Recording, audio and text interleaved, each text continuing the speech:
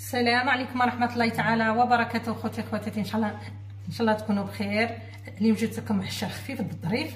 بسم الله نبداو على بركه الله. حنا واش عندي هنا؟ عندي 2 حبات طوماطيس، وعندي هنا حبه بصل كبيره راني مقطعتها رقيقه، وعندي هنا 5 حبات بيض، وعندي هنا 3 حبات من البطاطا راني مقطعتهم مكعبات صفار، وعندي هنا زر تاع الدجاج. حنا عندي غير شويه ماشي بزاف. بسم الله. حنا واش نجيب؟ حنا هكا نجيب الزيت هكا، ونضيف هاد البصله اللي راني مقطعتها رقيقه. نخلو هاد البصله مليح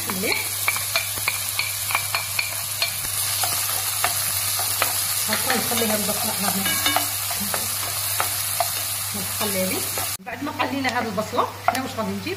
انا غادي نجيب الزر تاع الدجاج هكا، انا ما عنديش بزاف، عندي غير شويه هكا. ونجيب هاد البطاطا، هاد البطاطا راني مقطعتها رقيقه، ندير هنا هاد البطاطا هنا تقللنا مع البصله هكا وطيب لنا. حنا راني مقطعتها رقيقه، حنا في الساعه غادي طيب لكم خواتاتي هكا. ونجيب الملحه، نضيف الملحه هكا، ونخلي هاد البصله هنا تقلى لنا مليح.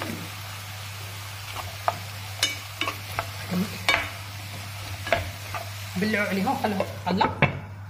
من بعد ما قلينا مليح هاد البطاطا هنا مع البصله والدجاج، هنا واش غادي نضيف؟ هنا غادي نضيف الطماطم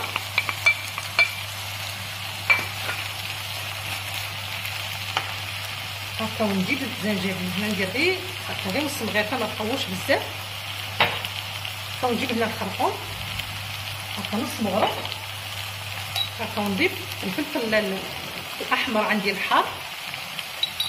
بسم الله. حنا واش نضيف؟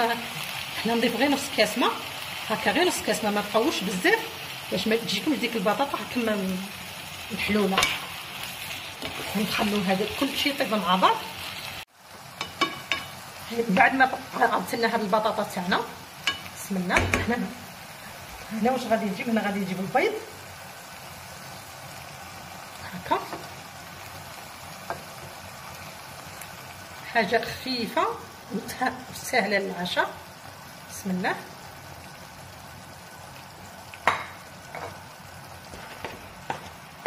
هكا ونخلو هاد البطاطا تاعنا، هاد البيض طيب لنا مع البطاطا. انا ولينا معكم اخواتاتي، ها البطاطا تاعنا راهي واجده، ها شوفوا كي خرجت دايره. نتمنى ان شاء الله تعجبكم وتجربوه. بسم الله.